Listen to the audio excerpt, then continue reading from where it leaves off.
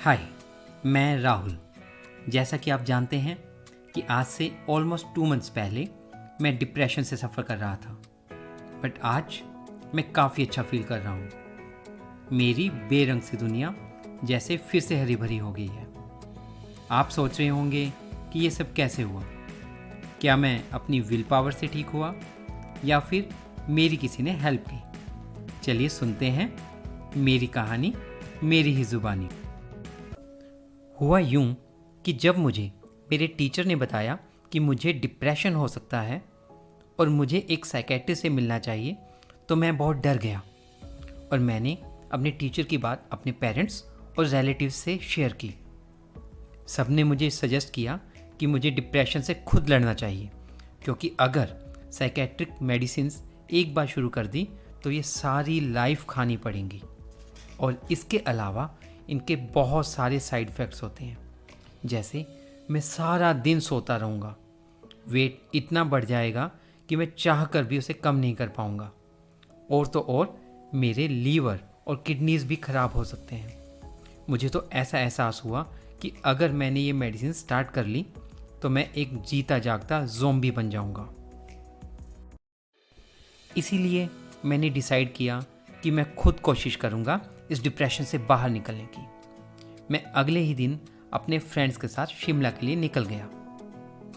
वाह, क्या सीन था। इट वाज लाइक जैसे मैं स्वर्ग पहुंच गया। अपने दोस्तों के साथ मैंने वहाँ फुल एंजॉय किया। जाखू टेम्पल, तारा देवी टेम्पल से मैंने पॉजिटिव वाइब्स ली। मॉल रोड पर आइसक्रीम और फिर पेस्ट्रीज खाई। और हाँ, अगर आप भी शिमला जाओ तो जापानीज़ पेस्ट्री खाना मत भूलना। ये बोलते बोलते ही जैसे मेरे तो मुंह में पानी ही आ गया है। पहले 2 दिन तो कैसे निकल गए मुझे कुछ पता ही नहीं चला। अब हुई शुरुआत तीसरे दिन की। जैसे ही मैं मॉर्निंग में उठा, मेरे माइंड में पहला थॉट आया कि मैं कर क्या रहा हूँ।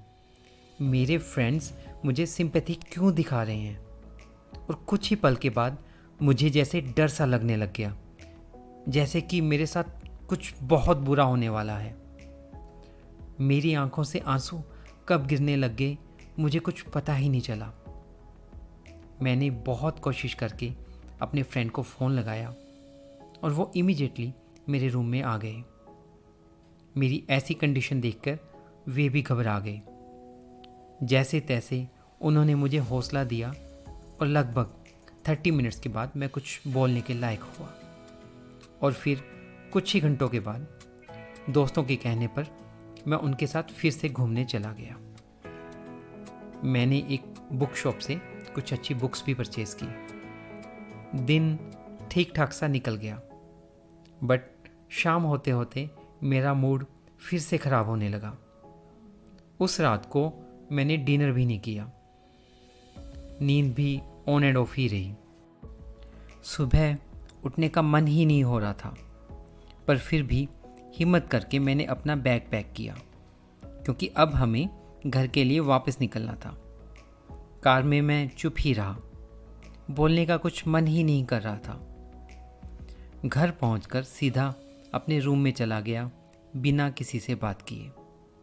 मैं लगभग 5 दिन तक कॉलेज भी नहीं गया और अपने रूम से भी सिर्फ कुछ टाइम के लिए ही निकलता था।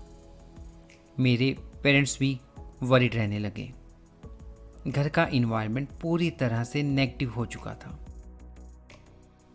नेक्स्ट डे मॉर्निंग मेरे छोटे भाई साहिल ने मुझे कहा कि मॉम डैड मुझे ड्राइंग रूम में बुला रहे हैं। मैंने देखा कि मेरे टीचर मेरे मॉम डैड से ड्राइंग रूम में कुछ बातें कर रहे हैं। मैंने उन्हें विश किया और वहीं बैठ गया। उन्होंने मेरे कंधे पे हाथ रखा और बोले, तुमने बहुत सफ़र कर लिया, चलो अब ठीक होने का टाइम आ गया है। और कुछ ही पल के बाद मैं उनके साथ उनकी कार में हमारी ही सिटी के एक साइकेट्रिस्ट से मिलने जा रहा था। इसके बाद क्या हुआ? साइकेट्रिस्ट से मिलने के बाद क्या मेरे अंदर कुछ चेंजेस आए? क्या मैं आज भी वो साइकेट्रिक मेडिसिन ले रहा हूँ? और हाँ, मोस्ट इम्पॉर्टेंट, क्या आज भी मैं एक नॉर्मल इंसान हूँ या फिर मेडिसिन खाने के बाद एक ज़ॉम्बी बन गया हूँ? जानते हैं अगले एपिसोड में।